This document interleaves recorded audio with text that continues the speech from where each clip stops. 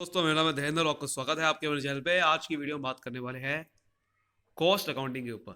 आज हम ये पूरा एक इंट्रोडक्शन समझने वाले हैं कॉस्ट अकाउंटिंग की, nature and scope of cost accounting पूरा समझने वाले हैं कि कॉस्ट अकाउंटिंग होता क्या है। ठीक है, तो सबसे पहले हम यहाँ पर स्टार्ट करने से पहले आपको मैं बताता हूँ कि ये कॉस्ट अकाउंटिंग की पहली वीडियो है। अगर आप इससे रिलेटेड और वीडियो चाहते हैं तो कमेंट करके जरूर बता देना, ताकि आपके रिलेटेड मैं और इससे रिलेटेड वीडियो बना सकूँ और आपको अच्छे से कॉस्ट अकाउंटिंग के रिलेटेड समझ में आ जाए।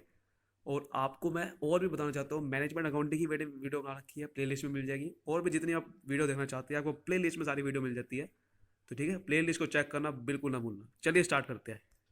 तो cost accounting basically financial accounting से ही बात बनाई जाती है। फाइनेंशियल अकाउंटिंग और कॉस्ट अकाउंटिंग दो, हमारी जो अकाउंटिंग की सबसे पहले ब्रांच होती है वो तीन ब्रांच होती है: financial accounting, cost accounting, management accounting.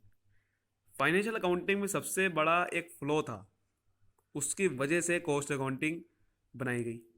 Financial accounting में क्या है कि हम फाइनेंशियल रिजल्ट बनाते हैं, balance sheet, profit and loss account, ये सब बनाते तो है, लेकिन उसमें क्या आता है कि हमारा कॉस्ट नहीं पहचानी जाती। हम टोटल फोकस करते हैं सब कुछ, टोटल एक्सपेंसेस कितने हैं, टोटल कॉस्ट कितनी होगी, सेल कितनी है, एक पीस पे भैया कितनी कॉस्ट है ये तो पता नहीं, एक पीस पे कितनी कॉस्ट है। इसीलिए cost accounting I. Cost accounting is a branch of accounting which deal with accumulation, यानी कि कलेक्शन करना, classification, recording, analysis, interpretation, reporting and control of current and prospective cost. इसका मतलब क्या है? इसका मतलब यह है कि कॉस्ट अकाउंटिंग एक अकाउंटिंग की ब्रांच है। जैसे कि आपको पता है कि अकाउंटिंग की तीन ब्रांच होती है, उसी के ही एक पार्ट है कॉस्ट अकाउंटिंग, जो कि डील करता है कलेक्शन, यानी कि जितने भी अपने जितने भी कॉस्ट है, जितने भी कॉस्ट है अलग अलग तरीके से, उनको कलेक्ट करना, उनको क्लासीफाई कर देना। कॉस्ट के भी क्लासीफाई होते हैं अलग अलग तरीके से, कि एक कॉस्ट बहुत तरीके की कॉस्ट होती है, तो उसको क्लासीफाई कर देना अलग अलग तरीके से, ताकि हमें समझ में आ जाए कि किसकी कॉस्ट क्या है। मेटीरियल कॉस्ट क्या है, कोई लेबर लगा रही है तो लेबर की कॉस्ट अलग होती है। हर एक की क्लासीफाई कर देना, उसको रिकॉर्ड करना, उसको एनालाइज करना, समझना कि कॉस्ट है कितनी, उसको इंटरप्रेट करना, फिर रिपोर्टिंग करना, यानी कि अपने मैनेजर को बताना, फिर इसको कंट्रोल करना। सबसे ज़्यादा इंपॉर्टेंट चीज़ होता है कंट्रोल करना, यानी कि इसको कम से कम करना कि कॉस्ट कम से कम हो। करंट कॉस्ट और प्रोस्पेक्टिव कॉस्ट का मतलब क्या है कि जो फ्यूचर में होने वाली कॉस्ट है उसको पहले ही एस्टिमेट कर देना, और ताकि उसको कंट्रोल कर ले जाए। और करंट कॉस्ट को जो अभी हो रही है उसको भी कंट्रोल करना। ये नहीं है कि हमने सिर्फ अपने जो अभी हो कॉस्ट हो रही है उसको तो कंट्रोल करना ही करना है, ताकि वो कम से कम हो। फ्यूचर में भी जो होने वाली कॉस्ट है, फ्यूचर में जो भी हम कॉस्ट होगी उसको भी पहले कंट्रोल कर ली जाए। वो भी हो सकती है ना, क्योंकि फ्यूचर में पहले एस्टिमेट कर दो, हम पहले से ये बता देंगे कि भाई देखो हमारी कॉस्ट इतनी ही होनी चाहिए, तो फ्यूचर में वो कॉस्ट उतने से ज़्यादा लोग खर्च नहीं करेंगे, है ना। आपको बता दें कि भाई आपको इतना ही खर्चा करना है, तो आप इतना ही खर्चा करोगे फ्यूचर में। इसलिए किसे कहते हैं control of current and prospective cost. तो देखो, ये financial accounting is to be considered father of accounting system.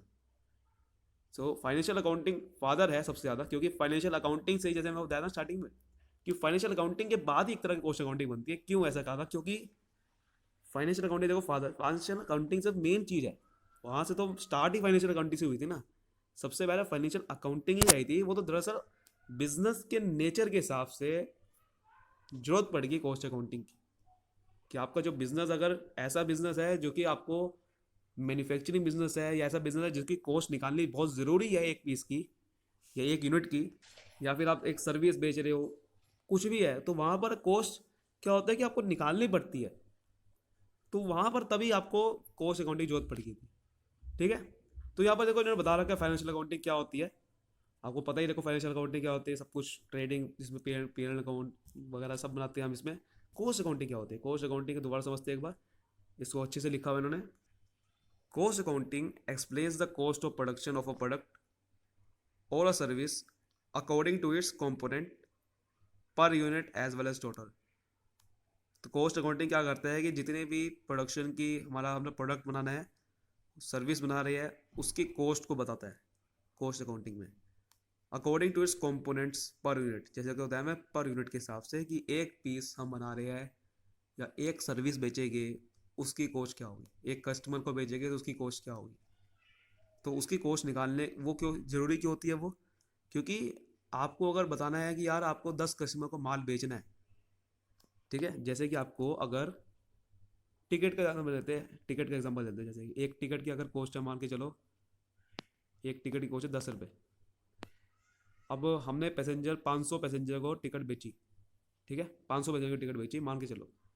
तो अगर 500 पैसेंजर को टिकट बेची है तो अब कितना रुपए कमाए मैंने, वो कैसे पता चलेगा। जब आपको पता ना एक पीस की कॉस्ट 10, एक पीस की आपको 10 रुपये थी, तभी तो पता चलेगा। वरना अगर यही नहीं पता कि एक पीस का कितना, एक पैसेंजर का कितना था रुपए, एक पैसेंजर का रेट कितना है, तो पता नहीं चल सकता। तो इसीलिए ऐसे ही कॉस्ट पर यूनिट निकालना बहुत ज़रूरी है। फिर उसका टोटल पे आप निकाल लोगे जैसे मर्जी, मल्टीप्लाई करके बाद में जितने आपने सेल करी है या जितने की आपने प्रोडक्ट बनाए हैं, जितने प्रोडक्ट बनाए आपने। तो cost accounting is a specialised branch of accounting which involves classification, accumulation, analysis, assignment और कंट्रोल ऑफ कॉस्ट। जैसे कि आपको बताया था कि क्लासिफिकेशन इसमें करती है, एनालिसिस करती है, कंट्रोल करते हैं कॉस्ट को अलग तरीके से। The rules and principle of cost accounting have developed over a period of time bye experience. इसके रूल प्रिंसिपल अपना एक्सपीरियंस के हिसाब से डेवलप हो जाती है। और इन्होंने सिंपलेस्ट वर्ड में डिफाइन कर रखा है, the technique and process of ascertaining cost, यानी कि कॉस्ट को निकालना, उसको the technique and process of ascertaining cost की कॉस्ट को निकालना, इसी को कहते हैं कॉस्ट अकाउंटिंग। ठीक है।